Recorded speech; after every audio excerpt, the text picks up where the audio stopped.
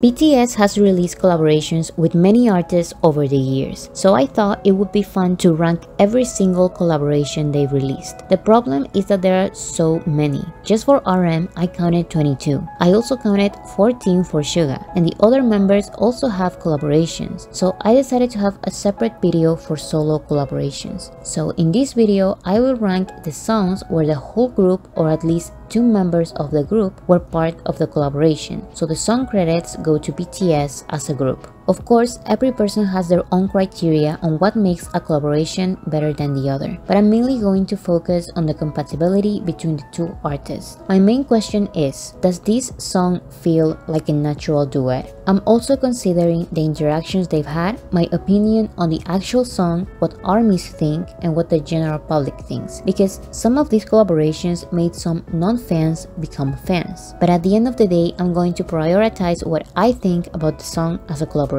So there may be some of their best songs at the bottom, because even though they are good songs, they are not the best collaborations. And I won't talk about the artist's personal life or controversies. I'm mainly going to focus on the songs and if the collaborations feel natural. And remember that this is what I think, and I might even change my own opinion in the future, because believe me, this was probably the hardest ranking I have ever done. I rearranged this list so many times, so let me know what your ranking is. Everyone knew this was coming. I really don't know how Sia and BTS got to work together. For what we know, they've never met or even talked about the other. But at first glance, it was a good idea. Both Sia and BTS have incredible voices, but that doesn't mean that they work together in this song. BTS said that when they were recording their own version of the song, the first person that came to mind was Sia, and I don't see that at all. 를 딱 들었을 때 좀 개인적으로 생각나는 가수가 시아였어요. She fits well on the Hey Na Na Na parts, and that's it. She doesn't add anything interesting to the song. Instead, she takes away from the song. If the original is a 10, this version is a 6. Also, this song is about recognizing and facing your shadows, fighting against diversity, and Sia changes the lyrics, bring it to I'm alright.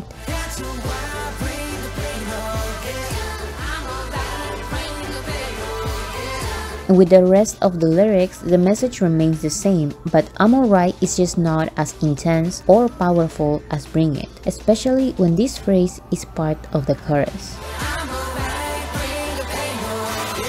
A lot of times what helps a collaboration be liked is the interactions between the artists, and that is one thing this collaboration lacks. Unlike some of the other artists BTS has collaborated with, Sia was never mentioned by BTS as an artist they admire or listen to, and I don't think Sia has mentioned them either, so we didn't get any interactions between these 2 artists. I don't think most ARMY's dislike for the song has anything to do with Sia as a singer. Many agree that Sia has a great voice, but it didn't fit with this song. And working on a remix with a Western artist was a very common thing for BTS, because it was basically the easiest way to not be rejected by radio. But this collaboration didn't help attract the general public's attention, and every time an ARMY thinks of On, the last thing we think of is Sia.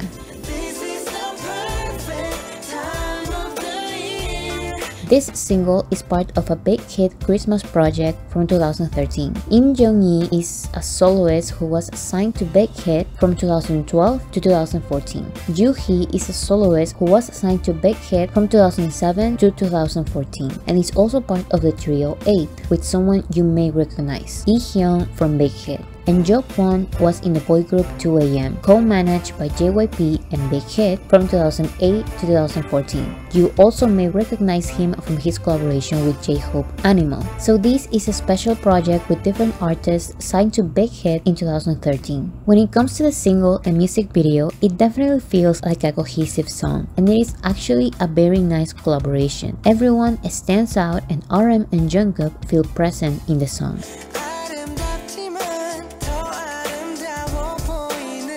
However, compared to BTS's interactions with other artists, I wouldn't say that these are very memorable. When they released this project, they also share a behind-the-scenes video and an a cappella version of Santa Claus is Coming to Town. And maybe it's the age difference, but they don't feel like the group of friends the music video makes us believe.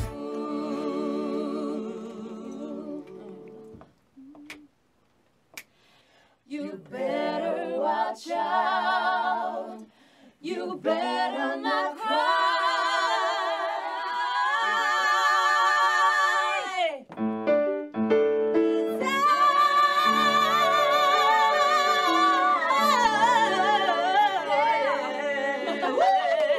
I'm not saying they seem like they hate each other at all, but RM and Jungkook feel a tiny bit separated from the others. But it's fine, they all seem very professional and respectful to each other. This song is a composition by RM and the Korean-American singer and songwriter Esna, and you can tell that RM was involved in the writing of this song, especially in his rap section. Compared to their other collabs, this is one of BTS's least known songs because it was so early in their careers, but it's not doing that bad. The special sketch currently has 4 million views on YouTube. This was a pretty big project for the label. They released a teaser video, a behind the scenes, an extra Christmas cover to promote the song, and an iTunes download link in the description of the music video. The song peaked at number 45 in Korean charts.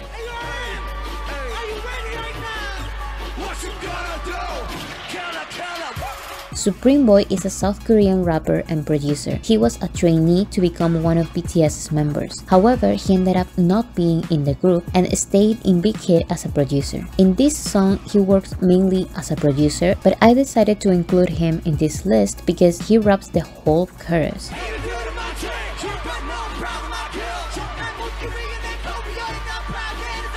So, since he was already a trainee to be part of BTS, he gets BTS's sound. However, leaving his personal controversies aside, I feel that he was not the right fit for BTS because his voice and style are just not as strong as BTS's.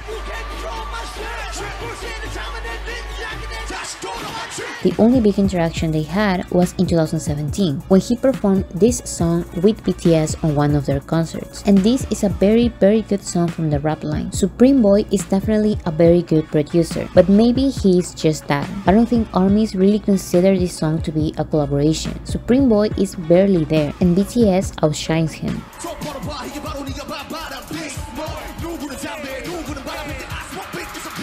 So, as a song, this is definitely a fan favorite, but not because Supreme Boy is in it. Also, this song is a B-side, and its popularity is mainly attributed to BTS, because the ones who know Supreme Boy know him because of BTS. So there wasn't really any non-fan to fan conversion. In conclusion, this is a 10 out of 10 song, not a 10 out of 10 collaboration.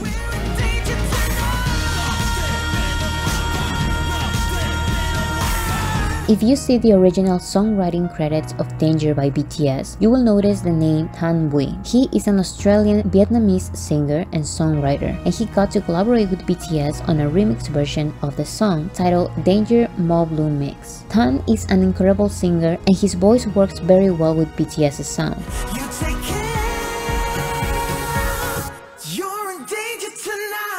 Couldn't find any interactions between Tan and BTS except for a music video and this promotional video. BTS!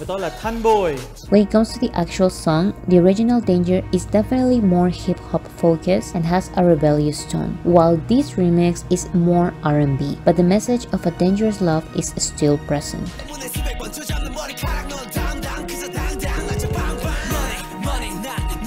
I think Tan wrote great lyrics for his English part, but I will forever wonder how the song would sound like if he sang it in Vietnamese. And despite not being one of BTS's most popular collaborations, the ARMYs who know about it consider it one of the best BTS collabs, so it had very good reception. There was a music video teaser and an official music video, which has 9 million views.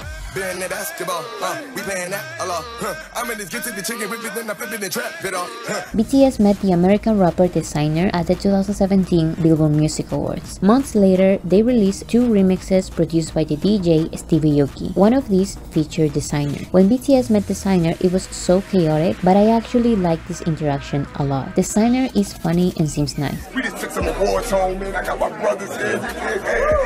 And I like how it seems like he's always rapping. came together at the Billboard Awards before, you know what I'm saying? We collided, we had a great time, great energy. His manager seen, we went to the studio, he put it up, pulled the track up. Stevie Aoki did a great job with the remix. Designer, on the other hand, added a rap part that was not the best. Don't get me wrong, he seems like a very nice guy and his lyrics are fun and his rap style can be very cool at times, but his part feels so disconnected from the song. Mic Drop is a fun, cool song, but that doesn't mean that the lyrics have to be meaningless. Mic Drop has a purpose and a message that Designer completely ignored. He said for Billboard, "What Mic Drop means to me is definitely like when you really amazingly, tremendously kill the beat and you just drop the mic after that. You just know that you did your thing on that." And I think this is the main reason why he raps nonsense in the song.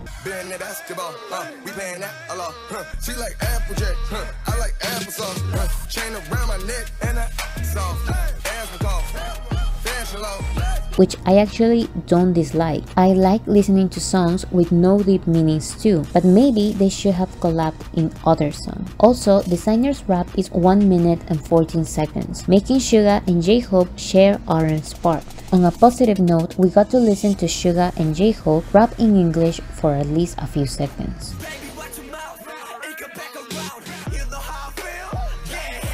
I feel that the most known versions for ARMY are the original BTS version and the Stevie Aoki remix, but the version with Designer has 190 million streams on Spotify, making it the second most streamed version of the song, only after the original Stevie Aoki remix. And I feel that some of these streams are from locals because this was the version that was sent to radio by BTS and the one that debuted at number 28 on the Billboard Hot 100. So I'm obviously being a little harsh on this song because it's not bad at all. I'm just comparing it to other amazing BTS collaborations, so I have to be very specific.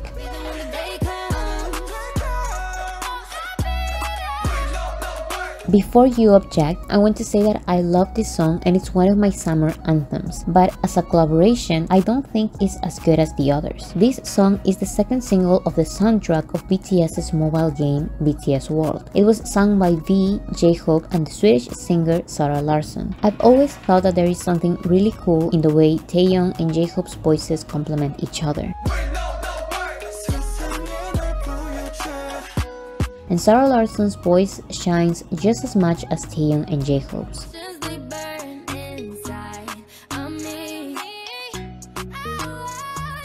Zara Larsson said that she never actually got to meet BTS, so we didn't have any interactions, but she has only said nice things about them. I felt so lucky that they wanted to work with me. I mean, they are the biggest band right now, like, period.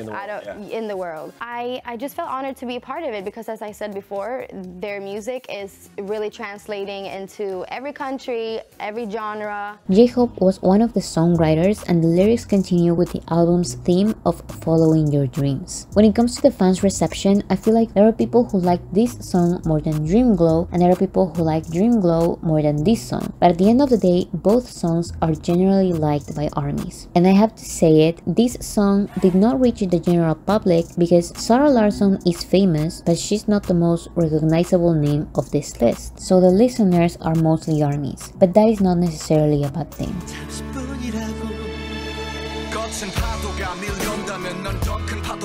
This song by Lee Seung-gi was first released in 2012, and it featured RM and J-Hope before BTS's debut. In 2020, Lee Seung-gi released a remastered version of the song as part of his compilation album The Project, and I recommend streaming this version because unlike the first version, it has proper credits and the streams count as BTS streams. The only public interaction I could find was during the 2019 Golden Disc Awards, so we don't know their relationship, but they seem very friendly with each other. This is a beautiful song, and I think RM and J-Hope's raps are a very nice addition and feel natural.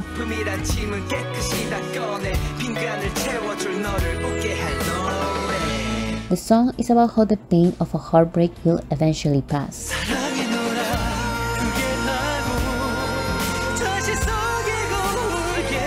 And it always surprises me how good BTS were as artists and songwriters even before their debut.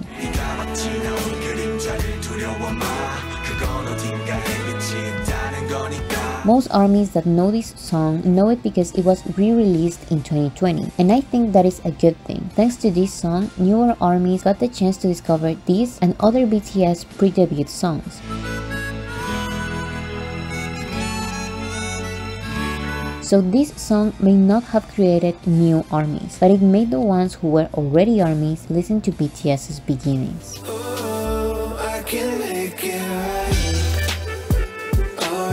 The American singer Love first met BTS in one of their Wembley shows. That's when the guys asked him to be part of a collaboration with them. Love and BTS have mentioned each other many times in interviews, and Love was even a special guest in one of BTS's shows for iHeartRadio. Love is here, take my chair, Love! I've realized that there is a common theme with remixes, and it's that when BTS releases a song, it's very hard for a remix with another artist to be better than the original BTS song, because when the song is meant for BTS, it's meant for BTS only, and the remix collaborations with Western artists are smart for radio, but that doesn't always mean that they are better. Love's part is not bad at all, it's actually very good.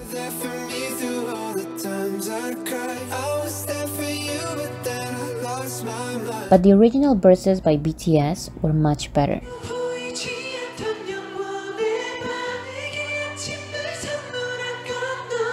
And I don't love the way these feature artists take the whole intro of BTS's songs and then don't add anything special. Just like with Mic Drop featuring Designer, the song feels divided. Love sings the first part and BTS the second part. It doesn't feel like a natural collaboration. It feels like two good songs put together in one. However, this type of collaborations made sense at the time. BTS were becoming more recognizable for the general public, and this remix attracted some fans because it was the one sent to radio stations and the version that entered the Billboard Hot 100.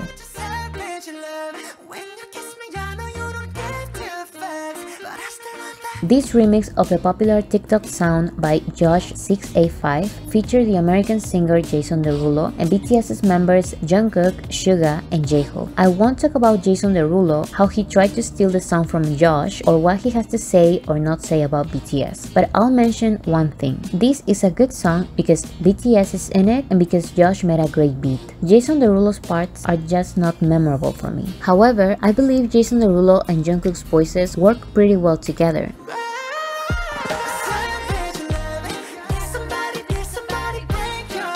Many believe that this collaboration came out of nowhere because BTS didn't even mention Jason Derulo before. Still, Jason's voice is not bad at all, but the song with only his vocals can get a little boring. There's nothing extremely interesting about the song, especially to be promoted as a single with a music video and everything, but BTS knew how to add interesting elements. This is a good beat, even though some people hate it because it kept appearing on TikTok, and that can be annoying, but BTS saw the potential that the beat had. Jungkook sings the same lyrics as Jason Derulo, but at least there is this back and forth between them, so it sounds way more dynamic and fun, which is the main purpose of a song like this.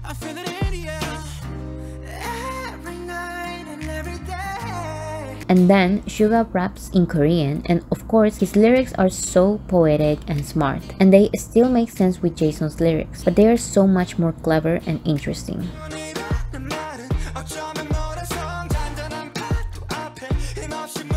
Then J-Hope raps in English and in Korean.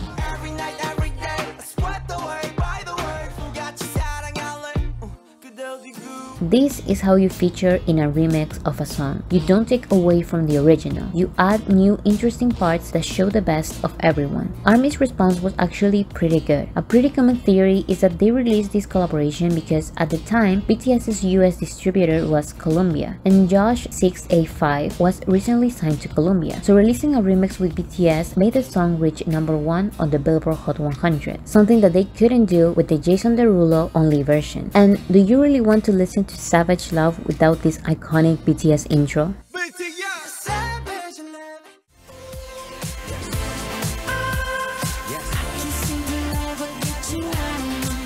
Months before the announcement of the collaboration, Snoop Dogg kept mentioning that he was going to release a song with BTS. What's the latest with the BTS single?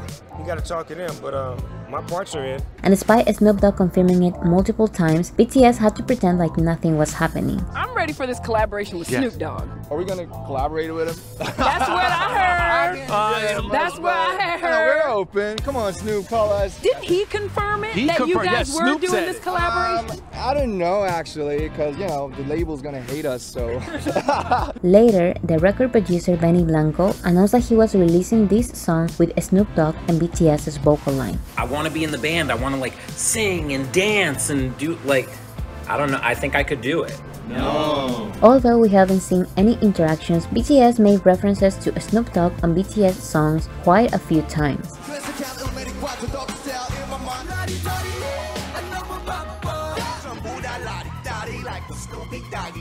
Also, Benny Blanco talks all the time about how he met BTS, how crazy their concerts are, and how they were the ones with the idea to have Snoop Dogg feature in the song. I asked them, I was like, hey, who should we put on this song? And they were literally just like, Snoop. That was like the first thing they said. The song turned out to be really nice, and it truly feels like a summer song. I honestly expected way more of Snoop Dogg's verse.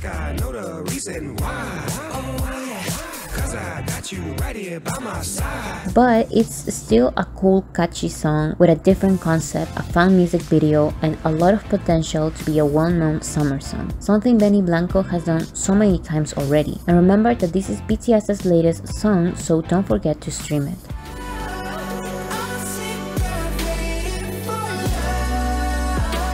After Love was featured in Make It Right, Jimin and Jungkook were featured in Love's song Who. The reason why I think this collaboration worked so much better than their previous collaboration is because this song was meant to be a feature song. Make It Right featuring Love was a remix that, compared to their other remixes, didn't work as well in my opinion. This doesn't mean that they are not a good match, and this song is the proof of that. Don't lie to me, I just got in my head. When the morning comes, you're still in my bed. This song is not a single, so there wasn't a lot of non-fans getting to know about BTS because of this song. However, most ARMYs love the song, and it's one of the most streamed songs on Love's album, only after his most promoted singles.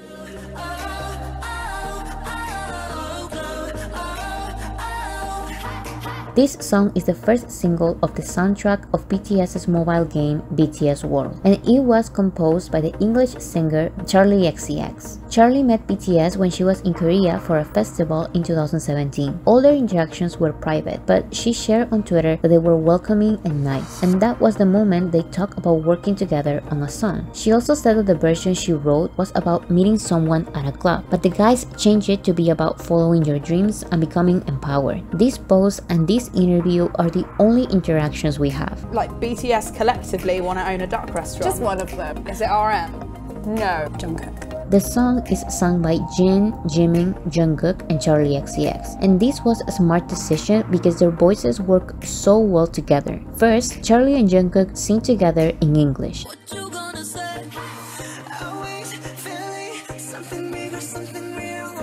And then Jimin and Jin start singing in Korean, and this combination truly feels magical.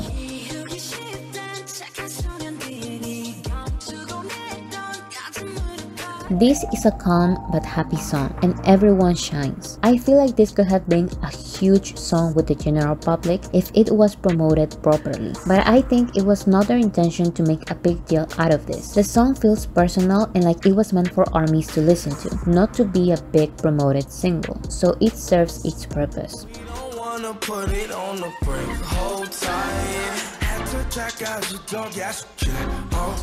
This song is the third single of the soundtrack of BTS's mobile game BTS World. It's a rap-focused song with RM, Suga, and the American rapper Juice WRLD. Their voices work so well together, and I don't think it's only the fact that they are all rappers, but I feel that this is a very well-structured song. It's not simply RM's verse, J-Hope's verse, Juice WRLD's verse, the end. Instead, there is a lot of back and forth.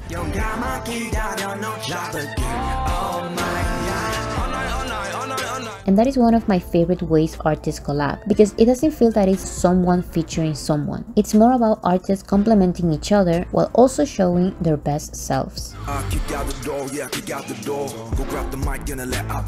BTS really did not have to release such good songs for a mobile game. These 3 collaborations and BTS's single Heartbeat are such good songs, and aside from the mobile game, this is a very innovative project. I understand why it was not a priority for BTS to promote this OST album, but I wish these songs, especially this collaboration with Juice WRLD, were more appreciated. Despite not being the song with the most streams, I feel like there were more Juice WRLD fans getting to know about BTS because of this collab than Charli XCX fans getting to know about BTS, even though Dream Glow is the most popular song from this album. So this is one of the most useful collaborations because the general public actually got to appreciate BTS. Sadly, we never got to see any interactions between BTS and Juice WRLD, but his music, including his collaborations with BTS and Suga, will forever be remembered.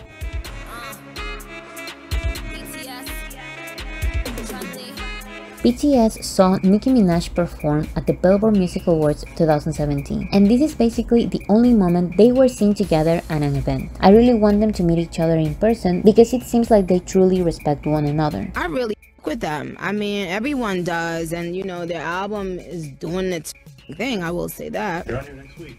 Out next week? Yeah, they're doing 3 shows at Staples Center next week. I won't be here! Despite not recording the song or filming the music video together, Nicki Minaj understood what the song is about and added a fun, catchy rap which fits perfectly. What's good, Korea? You know I've been a boss for my whole career.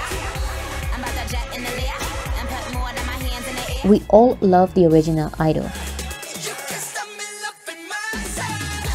but this remix is a fan favorite. However, all the attention went to the original BTS version. This remix has less views and streams than the original Idol since the music video was released 2 weeks after the original version by only BTS. Also, they never got to perform the song together, so ARMYs are way more familiarized with the original version because they performed it so many times. This remix was also the one they promoted on the US. They sent this version to radio, and this remix was the one that debuted at number 11 on the Billboard Hot 100, so it definitely attracted some of the non-fans' attention. Take your change, you'll never be next in line.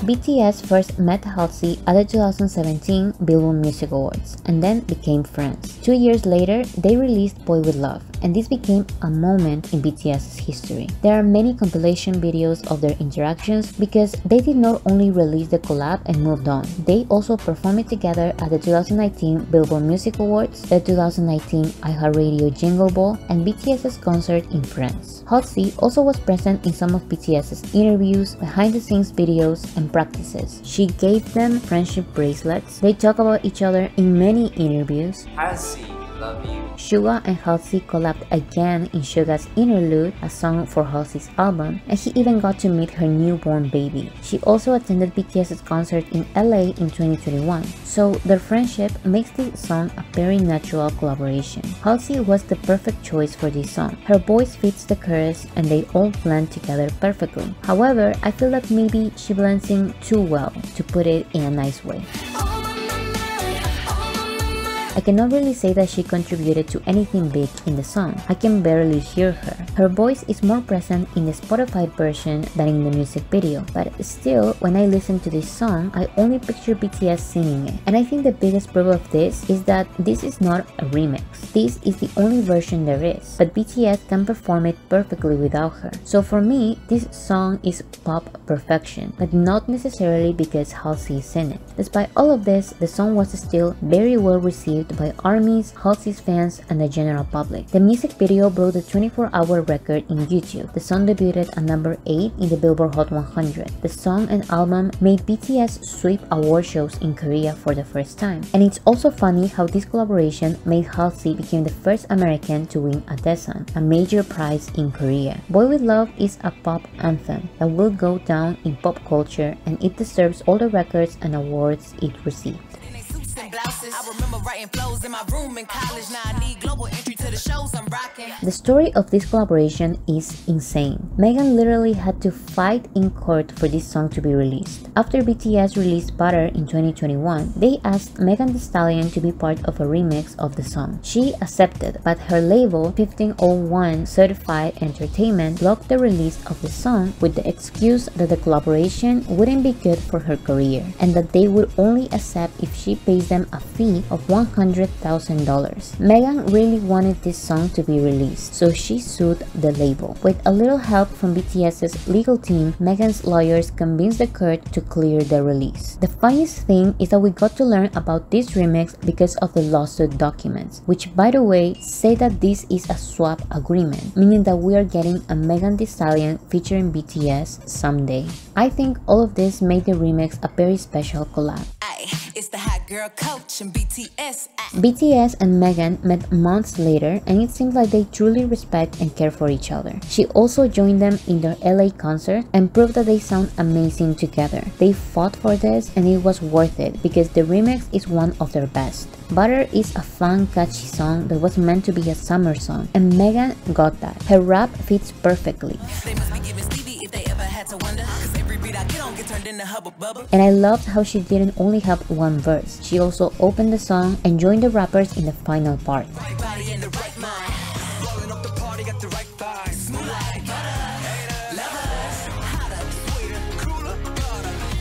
I've seen ARMYs wanting a collaboration with Megan since 2019, when they didn't even talk about the other. So the response was very positive, and everyone welcomed Megan with open arms, especially after everything she went through to release the remix. And this collaboration also attracted the general public's attention and helped the song stay at #1 for more weeks in the Billboard Hot 100, and it instantly became one of BTS's most iconic collaborations. Before I mention #1, I want to give a special mention to Stevie Aoki and his collaborations with BTS, the original Mic Drop remix, Wasted on Me, and The Truth Untold. The reason why I didn't rank these songs is because if I included BTS collaborations with DJs and producers, the list would be so long. Also, I cannot really compare these songs with the collaborations I'm mentioning because Stevie Aoki does not sing or rap, and I cannot say if his voice complements BTS or not, but he definitely has a unique way of producing and he gets BTS's sound. But if you're still interested in my opinion about these songs, you can watch my Ranking Every BTS Stevie Aoki collab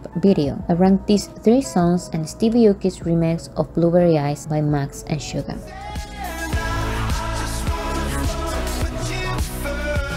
Coldplay has explained how they got to work with BTS many times. Someone said to me, "Oh, BTS asked you to do a song for them." Well, that's what I got told. And at the time I was like, that's never going to work ever. And then one day the right song just kind of arrived. And I just knew at the time, okay, this is the song we're supposed to do with BTS and it's supposed to be about people who can't be together or told they shouldn't be together. Then it felt really natural. I mean, it's still quite a bizarre, I mean, we look like they're gym teachers, but I think these two groups are extremely compatible despite not being very similar at first glance. And I think this is because they share a deep passion for music and they love talking about their composition process and their desires to convey meaningful messages. The reception was extremely positive. ARMYs loved this collaboration and how they all seemed like they genuinely wanted to work with each other. This was also the first time the 7 members of BTS accepted to be in a music video that is not on their channel. This just shows how committed they were to the song. They performed it together at the 2021 American Music Awards, one of the biggest nights in BTS's history.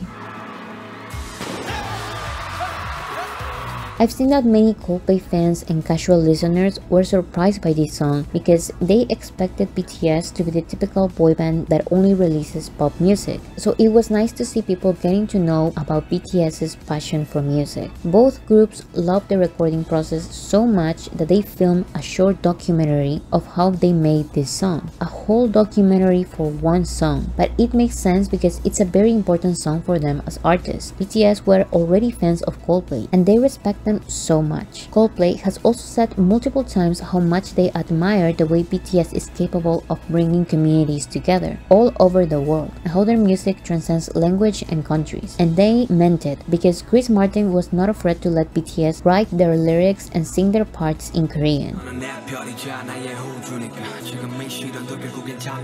He even learned the Korean lyrics and joined them, and with the exception of the raps, he sings the Korean parts in his own concerts.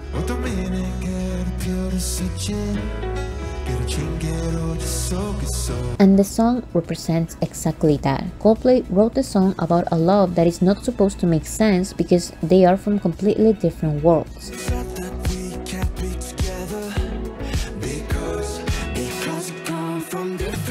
But they want to prove that love goes beyond all those barriers. It's the perfect theme for a collaboration between BTS and Coldplay. It's meaningful, it works with BTS's message, every member shines, both groups really wanted to work with one another, and it feels very authentic to both BTS and Coldplay.